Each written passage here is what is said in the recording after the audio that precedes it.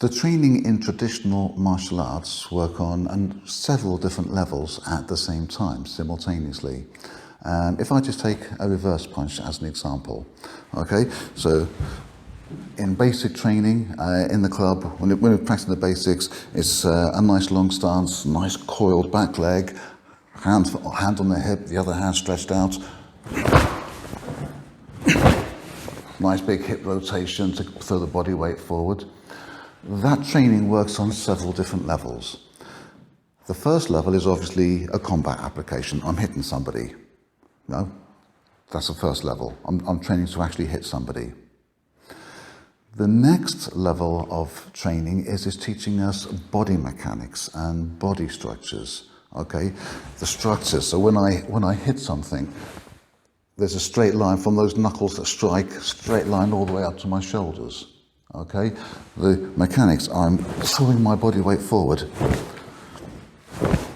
As I rotate the hip, the body weight goes forward.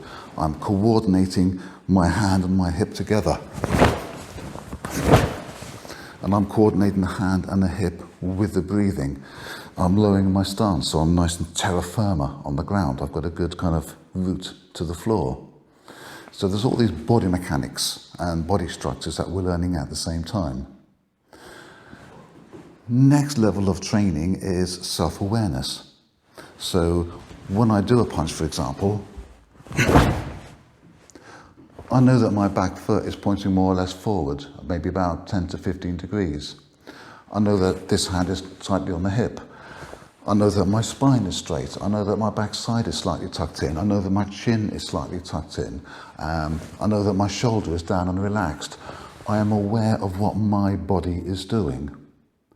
There's an old saying in karate, and I guess it's probably in other martial arts as well, that before you can control somebody else in a fight or whatever, you've got to learn to control yourself. And this part of it is about self-awareness, awareness of your own body, your own positioning. Okay, this is where we get a little bit more into the spiritual side, and this is where sometimes people refer to martial arts training as being moving meditation, particularly when it comes to katas and patterns, forms, whatever your style calls them.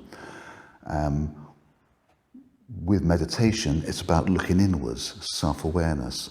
When you're practicing your basics and you're trying to get every part of your body in a correct position, then again, we're looking at self-awareness, okay? Another level of training is the mindset. So when you're training, you should be training with a controlled aggression. Not a raw aggression, so you're becoming a nasty person and you're looking to hurt people, but a controlled aggression which you can switch on and switch off when you need it. No martial art is really going to work effectively if you don't have a certain amount of aggression behind it, but it's got to be controlled so we can switch it on and off when we need it. So if we just go back to the application, the actual hitting somebody. Now, if I'm in a situation, just for example, I'm telling somebody, look mate, I don't want any trouble, can we talk about this? And he says no, and he forces me into a fight situation, and I decide I've got to punch him. It just comes out there, yeah? Now that doesn't look like, they don't look the same, do they? But by learning the body mechanics, learning to coordinate my hand and my hip, learning to coordinate that with my breathing and everything else, learning to lower my weight a little bit to get a root with the floor, all those lessons in structure and mechanics can be applied from here. I'm still coordinating the hand and the hip, I'm still coordinating it with the breathing, I'm still softening my knees to lower the weight, okay? So although from here, like, look mate, I don't need trouble, and they don't quite look the same, do they? They look fairly different, apart from the arm going that straight. But it is by learning those structures and mechanics in this position that I can whip it out so quickly in this position. Funakoshi, one of his famous quotes is, beginners use formal stances, advanced people use natural postures. And that's because the advanced people, they've got the body mechanics, they've got the structures, so they don't need to go into a stance to learn them anymore. They've got them. Again, from a self-awareness point of view, if I'm in a combat situation where somebody is attacking me or forcing me into a fight situation, I don't really need to worry about, is my foot in the right position as I'm punching him? That's not necessary at that stage. Either I've got the body awareness or I haven't got the body awareness. But I don't want to have to try and learn it and train it when I'm actually defending myself for real. When I'm defending myself for real, I just need the technique. It's the same with the mindset. Either I've got the mindset at that stage or I haven't got the mindset at that stage. But when you're defending yourself, it's not the time that you want to try and learn it. All that stuff, the self-awareness, the body mechanics, that is trained here in the basic technique. When you're defending yourself, everything is far more relaxed, it's far more fluid.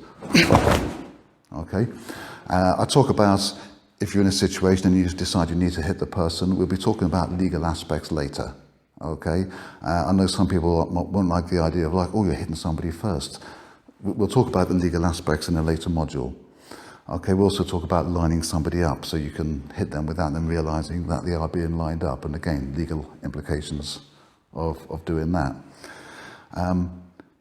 But the main thing is, when you're practicing applying your techniques, don't worry too much about everything's got to be the way it's performed in basics. And particularly when it comes to applying kata. Like in one of our katas, other styles have their own versions of it. Some go there and pull back there.